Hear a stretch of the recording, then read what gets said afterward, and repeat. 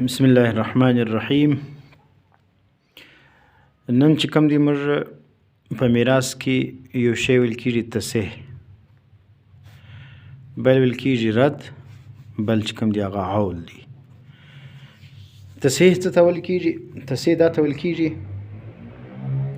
چې په هغه کې مسله تا د کوم شي څخه جوړه کړې وي، د کوم عدد څخه تا مسله جوړه کړې وي، هغه عدد پر وارثانو باندې پره تقسیم سي. مثلا د مثال د 12 څخه جوړه کړې ده، نو هغه 12 چې کوم دغه پر وارثانو باندې مکمل طور تقسیم سوله، نه کمی پکې راغلی نه زیاتو پکې راغلی، نو دا ته څه ویل کېږي؟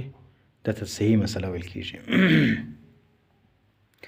او یو چې کوم دی هغه بیا رد به دا ته ویل کېږي چې مسله دې جوړه کړې ده د چې څخه او حصې چې تقسیم سولې هغه 5 دي.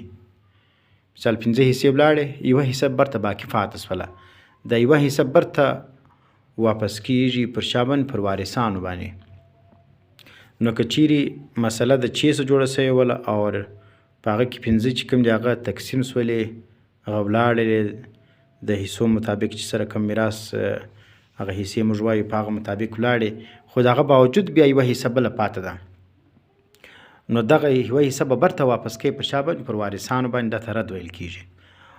او دریم صورت بیا دا دی عول دی. عول دا دی چې تا مسله د څو څخه جوړه کړې ده، هغه چې کوم دی هغه تا چې مثال د 12 څخه جوړه کړله، یا د 6 څخه جوړه کړې ده، یا د 24 څخه جوړه کړې ده، هغه چې تا هلته د میراث مطابق و هر یوه ته خپله حصه ورکړله، نو دلته مسله چې کوم د هغه مخرج کم سي، مسله چې د څو جوړه سوې ده هغه پوره نه تقسیمیږي پر چا باندې؟ پر وارثانو باندې.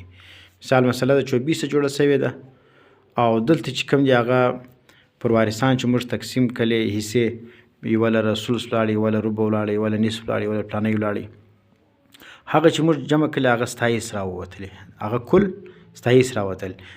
نو که چیرې مسله جوړه د یوه شي سوله او هلته حصې چې تقسیم سوي دي هغه مجموعه زیاتېدله تر چا؟ تر اصل مسلې، نو دا ته بیا عول ویل کېږي.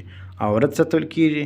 چې مسله مثال موږ د 6 څخه جوړه کړې ده او تقسیم سولې حصې د میراث مطابق چې کوم وارثان دي هغه 15 میلاو سولې، او یوه چې کوم دی هغه برته پاتې سوله، دا یوه برته واپس کېږي پر چا باندې؟ پر هغه وارثانو باندې چې کوم څوک موجود دي.